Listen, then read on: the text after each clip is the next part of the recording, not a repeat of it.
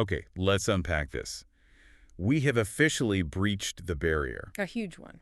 For the first time in history, the UK housing market has crossed a massive psychological threshold. Mm. It's a number we've been sort of inching towards. It's a number that feels inevitable and impossible all at the same time. We're looking at the new Halifax House Price Index, just out for February 2026. And our mission today is to figure out if this is a genuine boom or, something a bit more deceptive. Right. Because the headline says record high, but the details, they're screaming something else. A tale of two markets, essentially. Exactly. So let's start with that sticker shock.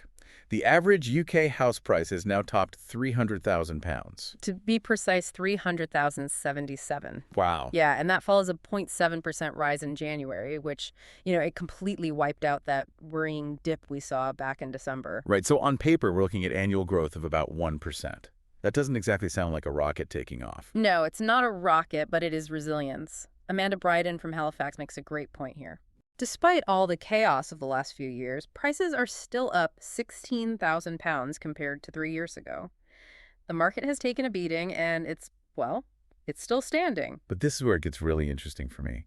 That national average, it starts to feel a bit like a lie, doesn't it? Oh, absolutely. I mean, if you're a first-time buyer in London looking at £300 K, you're just laughing. That gets you, a parking space? And that's the aha moment in this whole report. The national average is being propped up. If you strip away that headline figure, you see this massive divergence. Okay, so who is actually doing the heavy lifting here? Well, it's not the traditional powerhouses, it's the North. Really? Yeah. Northern Ireland is leading the pack with nearly 6% annual growth. Scotland is just over 5%, and the Northwest is holding strong at over 2%. And meanwhile, the South is, just stalling. It's worse than stalling. It's sliding. Yeah. London, the Southeast, the Southwest, they're all in negative territory. Negative. Prices there are falling by more than 1% a year. That feels like a total inversion of the usual UK property logic. I mean, usually London sneezes and the rest of the country catches a cold. And now London is sick and the North is running a marathon. So what's driving the split?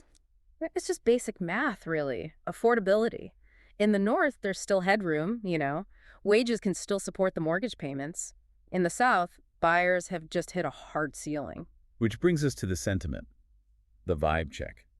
You'd think with record prices, the industry would be popping champagne corks. But it's so polarized. You have some people seeing green shoots, post-budget confidence. And then you have the data guys, like Tom Bill from Knight Frank, who are flashing warning lights.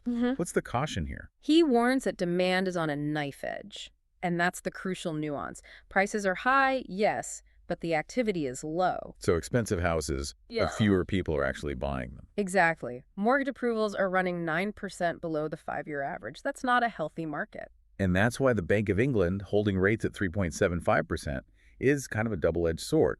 It is. It gives you stability, sure, but it's not the rate cut that would suddenly unlock all that pent-up demand in the South. There's a great quote from Damien Jeffries that stood out. He warned sellers not to run before we can walk. That's the real danger. If sellers see record high £300 in the news and they immediately hike their asking prices, they could kill this fragile recovery, stone dead. Especially in London, where they're already underwater on growth. You just can't get greedy right now. So let's recap this. We've hit this historic £300,000 average. But it's a phantom figure for a lot of the country. Right. The growth is entirely driven by the more affordable North, while the South is actually shrinking under the weight of these interest rates. That's the reality of it. The London premium is almost becoming a liability. So here's the thought to leave you with. We've always just assumed that London leads the UK market.